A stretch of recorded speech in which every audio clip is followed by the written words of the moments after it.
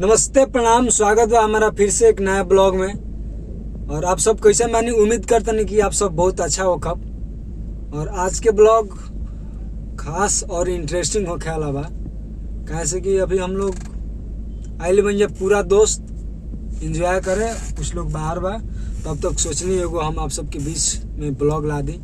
और कल एगो बहुत ही प्यारा मगही के साइड सॉन्ग आ रहा बा MP मगही यूट्यूब चैनल पर। वो हमने के मुकेश भैया के चैनल है।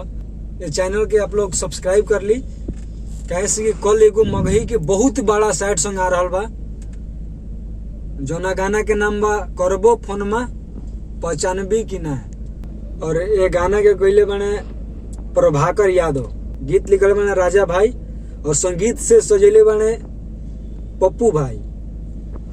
तो बहुत ही प्यारा सैड सॉन्ग बा, बवाल गाना बा। आप लोग कल सुबह 6:15 में MP मगही पर जाके ये गाना के ढेर सारा प्यार आशीर्वाद दी और बड़ा से बड़ा बनाई।